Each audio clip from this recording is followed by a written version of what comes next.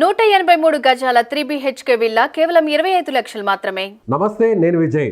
6 గ్యారెంటీల హామీతో అధికారంలోకి వచ్చినటువంటి కాంగ్రెస్ పార్టీ తెలంగాణలో ఈ 6 గ్యారెంటీలను ఒకేసారి అమలు పరిచేలా ప్రత్యేకంగా ఒక స్పెషల్ డ్రైవ్ కార్యక్రమాన్ని నిర్వహిస్తుంది. ఈ డ్రైవ్లో భాగంగా ఈ నెల 28 నుంచి జనవరి 6 వరకు ప్రత్యేకంగా కార్యక్రమాన్ని నిర్వహించి మొత్తం దరఖాస్తు చేసుకునేటువంటి లబ్ధిదారులను ఎంపిక చేయడం కోసం ఈ కార్యక్రమాన్ని స్టార్ట్ చేస్తున్నారు. సో చాలామంది ఎవరైతే తెలంగాణ వాసులు ఉన్నారో వీరంతా కూడా అన్ని గ్రామ పంచాయతీలు అలాగే వార్డుల్లో ఈ దరఖాస్తులను ఇచ్చేటువంటి పరిస్థితి ప్రస్తుతం ఉందని చెప్పవచ్చు. ఈ కార్యక్రమాన్ని అలాగే ఈ లోగోను పోస్టర్ను తాజాగా ముఖ్యమంత్రి రేవంత్ రెడ్డి మంత్రులతో కలిసి ప్రారంభించారు. దీనిపై విశ్లేషించడానికి మనతో పాటు Suman TV news chief editor Keshavan. So ప్రజాపాలన పేరుతో 6 గ్యారెంటీలకి ఎవరైతే అర్హులో ఆ లబ్ధిదారులందరూ కూడా ఒకేసారి దరఖాస్తు ఇచ్చే విధంగా కూడా ప్రత్యేకంగా ఈ కార్యక్రమాన్ని కాంగ్రెస్ పార్టీ చేపట్టింది. సో అనుకున్న విధంగానే నెల రోజుల లోపే ఈ పథకాలన్నీ కూడా అమలు చేయడానికి కాంగ్రెస్ ప్రభుత్వం సిద్ధంగా ఉందనుకోవచ్చా? అంటే కాంగ్రెస్ ప్రభుత్వం ఇచ్చినటువంటి అభయహస్తం, అది స్కీమ్ అభయహస్తం కింద ఈ 6 గ్యారెంటీలు అమలు చేస్తాం అనేది రేవంత్ రెడ్డి కాంగ్రెస్ పార్టీ తీసుకొచ్చినటువంటి పాలన, ప్రజాపాలన అనేది ఇక్కడ గత ప్రభుత్వంతో పోల్చి చూసినాడు. అది నియంత్రణ పాలన, ఇది ప్రజల పాలన అనేటువంటి సంకేతాన్ని ముఖ్యమంత్రి ఇచ్చేటువంటి ప్రయత్నం ప్రతి ప్రజావాణి అన్నిటికీ కూడా ఆ ప్రజ అనేటువంటి పేరు పెడుతున్నటువంటి పరిస్థితి ఉంది. అంటే ఇవాళ దానికి సంబంధించినటువంటి దరఖాస్తు ఫామ్ని రిలీజ్ చేశారు. ఆ దరఖాస్తుని అప్లికేషన్ కనుక పెట్టుకుంటే అది కూడా 6 గ్యారెంటీలకు సంబంధించి అన్ని అర్హతలు డిసైడ్ చేసేటువంటి స్కీమ్ అవుతుంది. 5 స్కీమ్స్కి ఒకటే అప్లికేషన్ సరిపోద్ది అనేటువంటిది పెన్షన్స్కి కానీ అలానే మహిళలకు సంబంధించి ఇచ్చినటువంటి వాటికి కానీ అన్నిటికి కూడా ఒకటే అప్లికేషన్ సరిపోద్ది. ఇప్పుడు ఇంకోటి ఏంటంటే ఒక రేషన్ కార్డుకి సంబంధించిన జిరాక్స్, ఆధార్ కార్డుకి సంబంధించిన జిరాక్స్, అది కూడా తెలంగాణ రాష్ట్ర పరిధిలో ఉన్నటువంటి రెసిడెన్షియల్ అడ్రస్ ఉండాల్సినటువంటి అవసరం ఉంది. ఆ అడ్రస్ ఉన్నటువంటి జిరాక్స్ని కనుక అప్లై చేసుకుంటే దాన్ని కన్సిడర్ చేస్తారు. ఇంకోటి ఏంటంటే గత ప్రభుత్వం దాదాపు 4 నుంచి 5 సంవత్సరాల వరకు కొత్తగా రేషన్ కార్డులు ఎక్కడా కూడా ఇవ్వలేదు. సో రేషన్ కార్డు లేని కుటుంబాలు కూడా చాలా వరకు ఉన్నాయి. కాబట్టి రేషన్ కార్డు లేని వాళ్ళు తెల్ల రేషన్ కార్డుకి అప్లై చేసుకుంటే ఈ 28 నుంచి 6వ తేదీ వరకు జరిగేటువంటి ప్రొసీజర్లోనే అప్లై చేసుకుంటే ఇది కూడా కన్సిడర్ చేస్తామని చెప్పి నేరుగా సీఎంఏ ప్రకటన చేశారు. కాబట్టి ఒక విధంగా 30 రోజుల్లో, అంటే 6వ తారీఖు డెడ్ లైన్ ఎందుకు పెట్టారంటే వీరికి ఆధార్ కార్డు ఉంటే సరిపోతుంది, వాళ్ళు రేషన్ కార్డుకి అప్లై చేసుకోవాలి. 6వ తారీఖు డెడ్ లైన్ ఎందుకు పెట్టారంటే ఇప్పుడు ఇచ్చినటువంటి టైంలో కూడా డిసెంబర్ 7వ తేదీన కాంగ్రెస్ ప్రభుత్వం తెలంగాణలో ఏర్పడింది. జనవరి 7వ తారీఖు అంటే 30 రోజులు, 6వ తారీఖు 30 రోజులు, ఒక నెల కరెక్ట్గా పూర్తవుతుంది. కాబట్టి నెల రోజుల్లోపే ఈ హామీలకు సంబంధించినటువంటి ప్రక్రియ మొత్తం మొదలు పెట్టామనేటువంటి సంకేతాలు ఇచ్చారు. 2 పథకాలు ఆల్రెడీ అమలు చేస్తున్నారు. ఇంకొక 2 పథకాలు రేపు 28న పెట్టేటువంటి దరఖాస్తులతో ముందుకు వెళ్ళేటువంటి అవకాశం ఉంటుంది. కాబట్టి మొత్తం టార్గెట్ 100 రోజులకు పెట్టారు. మొదటి నెలలోనే దాదాపుగా వాటి అమలు చేసేటువంటి ప్రక్రియను మేము అమల్లోకి తీసుకొస్తున్నాం అనేటువంటి విషయాన్ని ముఖ్యమంత్రి స్వయంగా ప్రకటించారు. కాబట్టి ప్రజల స్పందన ఏ విధంగా ఉంటుందో చూసి దాన్ని బట్టి ఫర్దర్గా ఈ పథకాల అమలు తీరును మనం సమీక్షించడానికి అవకాశం ఉంటుంది. సో ఎంపిక ఎలా జరుగుతుంది అంటే మీరు చెప్పారు already Aadhaar card, ration card, తెల్ల రేషన్ కార్డు ఉండాలని. ఒకవేళ సెటిలర్స్ ఇప్పుడు బయట అక్కడ ఆధార్ కార్డు ఉంటుంది ఏపీలోను వేరే చోట్ల, వారందరికీ ఈ పథకాలు వర్తించవు. అంటే తెలంగాణ ప్రభుత్వ పథకాలు తీసుకోవాలంటే ఖచ్చితంగా తెలంగాణకు సంబంధించినటువంటి డొమిసైల్ ఉండాల్సిందే. తెలంగాణలో నివాసం ఉన్నటువంటి కుటుంబాలు, నివాసం ఉన్నటువంటి వ్యక్తులకు మాత్రమే అక్కడ, ఒకవేళ అక్కడ తీసుకోవాలనుకుంటే ఆధార్ కార్డు అక్కడే ఉంటుంది, అప్లికేషన్లు అక్కడే ఉంటాయి, అక్కడి నుంచి ఇచ్చేటువంటి స్కీమ్స్ అక్కడ వర్తిస్తాయి. ఇక్కడ ఉన్నప్పటికీ కూడా వెళ్ళి అక్కడ తీసుకునేటువంటి వెసులుబాటు ఉంటుంది. బట్ ఇక్కడ స్కీమ్స్ పొందాలంటే ఖచ్చితంగా నివాస పత్రం ఇక్కడదే ఉండాల్సినటువంటి అవసరం ఉంది. కాబట్టి ప్రభుత్వం అది పెట్టింది. ఇంకోటి ఆదాయ వనరులను కూడా ఒక అంశంగా దీనిలో చేర్చారు. తెల్ల రేషన్ కార్డు అందరికీ ఉండదు. కనీసం 3 లక్షల రూపాయల లోపు ఆదాయ పరిమితి ఉన్నటువంటి వాళ్ళకి మాత్రమే తెల్ల రేషన్ కార్డు ఇచ్చేటువంటి వెసులుబాటు ఉంది. కాబట్టి 3 లక్షల రూపాయల ఆదాయానికి లోపు ఉన్నటువంటి వారు దరఖాస్తు చేసుకునే అవకాశం ఉంటుంది. దాన్ని ప్రభుత్వ అధికారులు సమీక్ష చేయడం ద్వారా నిర్ధారించిన తర్వాత అక్కడి నుంచి ప్రాసెస్ మొదలయ్యేటువంటి అవకాశం ఉంది. కానీ వేరే చోట ఆధార్ అడ్రస్ ఉండి ఇక్కడ తీసుకుంటామంటే కనుక అది వర్తించే అవకాశం అయితే ఎట్టి పరిస్థితిలో ఉండదు. సో మీరు ఆల్రెడీ 2 పథకాలు అమలు చేస్తున్నారు. మిగిలినటువంటి ఈ 4 పథకాలకు సంబంధించి కూడా ఏవేవి ఇందులో వర్తించే అవకాశం ఉంది? అంటే ఇప్పుడు ఆల్రెడీ 6 గ్యారెంటీలకు సంబంధించి గృహలక్ష్మి పథకం పేరుతో, గృహజ్యోతి పథకం పేరుతో గ్యాస్ సిలిండర్లకు సంబంధించి ఇక్కడ కీలకమైనటువంటి అంశం. ఎందుకంటే మొదటి 2 అంశాలకు వచ్చేసరికి ఇప్పటికే మహిళలకి ఉచిత బస్సు ప్రయాణం అనేది డిసెంబర్ 9వ తేదీనే ప్రారంభించారు.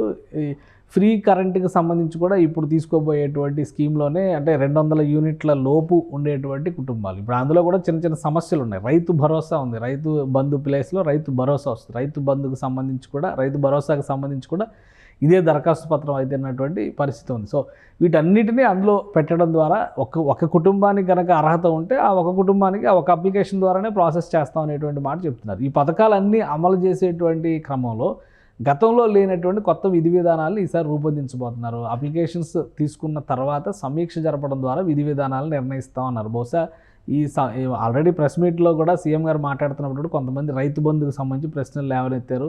100 ఎకరాలు ఉన్న వాళ్ళు కూడా రైతు బంధుకు అర్హులు అవుతున్నారు, దాన్ని ఏ విధంగా నియంత్రిస్తారంటే మీరు ఏం చేయమంటారు చెప్పండి అంటే రివర్స్లో వాళ్ళనే ఆయన ప్రశ్న అడిగినటువంటి పరిస్థితి. కాబట్టి దాన్ని వీలైనంత వరకు పూర్ పీపుల్కి, పేదలకి, నిరుపేదలకి ప్రయోజనం పొందేలాగా ఈ పథకాలను మార్చేటువంటి ప్రయత్నాన్ని కాంగ్రెస్ ప్రభుత్వం చేస్తుంది.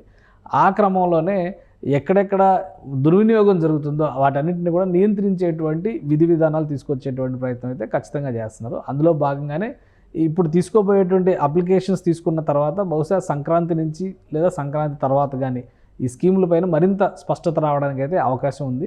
మొదటి నెలలోనే మేము పని ప్రారంభించాం అనే సంకేతాలు అయితే ప్రభుత్వం సక్సెస్ఫుల్గా ప్రజలకు ఇవ్వగలిగింది. కాబట్టి 100 రోజుల్లో పూర్తి స్థాయిలో అన్ని పథకాలు అమలు చేయడానికి ఉండేటువంటి అవకాశాన్ని, వెసులుబాటుని కూడా ఈ విధి విధానాల రూపకల్పన ద్వారా బయటికి తీసుకొచ్చేటువంటి అవకాశం అయితే కనిపిస్తుంది. సో కేవలం ఈ 8 రోజుల్లో అంటే డిసెంబర్ 28 రేపటి నుంచి జనవరి 6 వరకు 8 నుంచి 9 రోజులే ఉంటుంది. సో ఈ 8 రోజుల్లోనే మొత్తం తెలంగాణలో ఉన్నటువంటి అందరూ కూడా ఒకే టైంలో అక్కడ దరఖాస్తు చేసుకునే టైం ఉంటుంది, ఆ వెసులుబాటు కలుగుతుంది. ఒక్క రోజులో తెలంగాణలో పూర్తి స్థాయి సర్వే చేసింది గత ప్రభుత్వం. కాబట్టి 8 రోజులు అనేది చిన్న విషయం కాదు.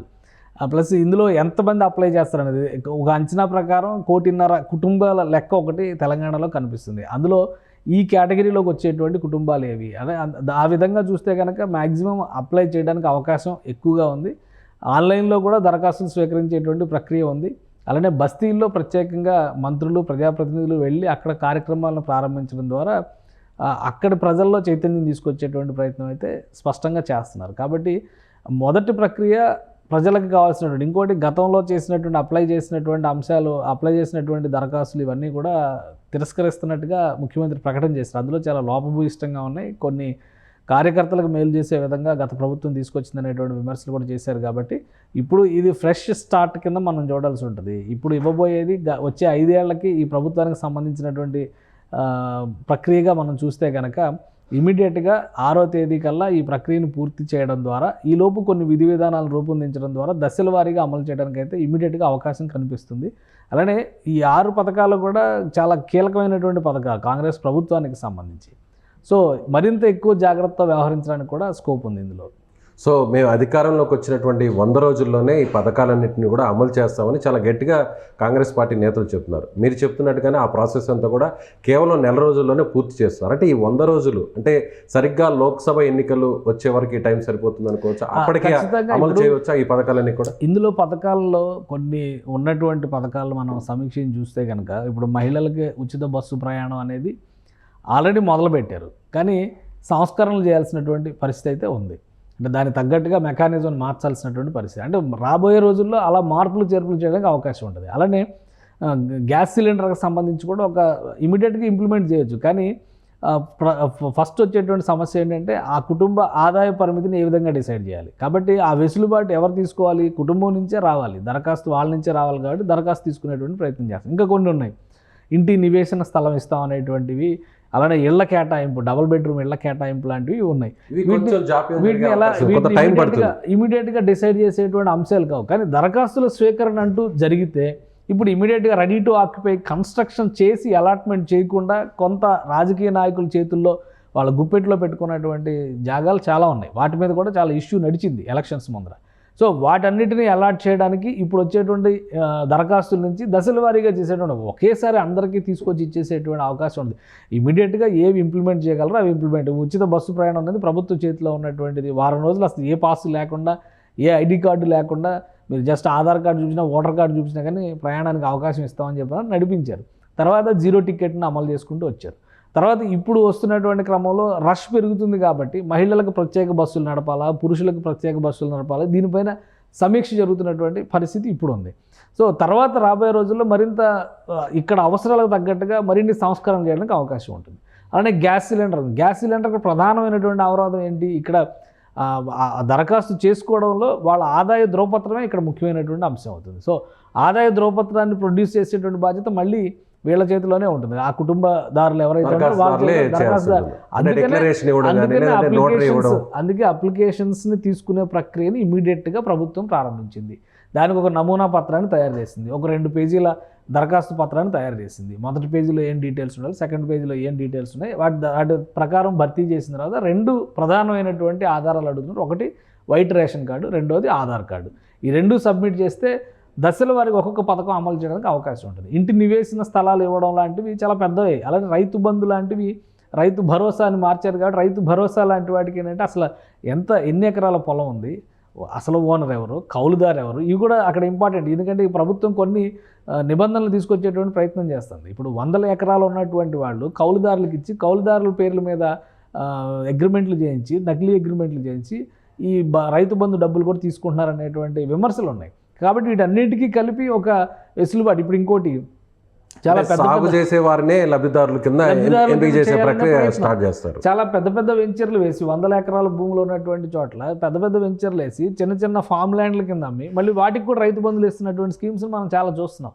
వీటన్నిటినీ కూడా ఒక రెగ్యులరైజ్ చేయాల్సినటువంటి అవసరం ఉంది. క్రమబద్ధీకరించకుండా ఉంటే అసలైన లబ్ధిదారులు, నిజమైనటువంటి వ్యక్తులు, అర్హులైనటువంటి వారికి అన్యాయం జరిగేటువంటి ప్రమాదం ఉంది. కాబట్టి ఆ నియమ నిబంధనల్ని రీస్ట్రక్చర్ చేసేటువంటి ప్రయత్నం ప్రభుత్వం చేస్తుంది. కాబట్టి సమయం కొంత తీసుకోవచ్చు, కానీ ఒకేసారి కాకపోయినా దశల వారీగా ఈ మార్పులు చేర్పులు చేసుకుంటూ వెళ్ళడానికి అవకాశం ఉంది. ఇప్పుడు మొదటి అడుగు వేసింది. దాదాపు ఒక ఫ్రీ బస్ మినహాయిస్తే ఈ 6 గ్యారంటీల్లో 5 స్కీమ్స్కి సంబంధించి ఒకటే అప్లికేషన్ అనేటువంటి ప్రక్రియను ప్రారంభించింది. కాబట్టి ఖచ్చితంగా తెలంగాణలో ఉన్న వాళ్ళందరూ కూడా అప్లై చేసుకుంటారు. అప్లై చేసుకున్న తర్వాత వాళ్ళ అర్హతలు నిర్ణయించిన తర్వాత ఒక్కొక్క స్కీమ్ని ఇంప్లిమెంట్ చేయడానికి అవకాశం ఉంది. ఇమీడియట్గా మరొక 2 స్కీమ్లు అమలు చేయడానికి ప్రభుత్వం సంసిద్ధమై ఉన్నటువంటి పరిస్థితిలో ఉంది. కాబట్టి కరెంటు 200 యూనిట్ల కరెంటు విషయంలో కానీ, గ్యాస్కి సంబంధించినటువంటి 500 రూపాయలకి గ్యాస్ సిలిండర్కి కానీ ప్రభుత్వం చర్యలు తీసుకునే అవకాశాలు చాలా స్పష్టంగా కనిపిస్తున్నాయి. ముందు అవి 2 ఇంప్లిమెంట్ చేస్తే బహుశా సంక్రాంతి తర్వాత మిగతా స్కీమ్స్ పైన కూడా, మిగతా గ్యారంటీల పైన కూడా ఫోకస్ పెట్టడానికి స్కోప్ ఉండొచ్చు.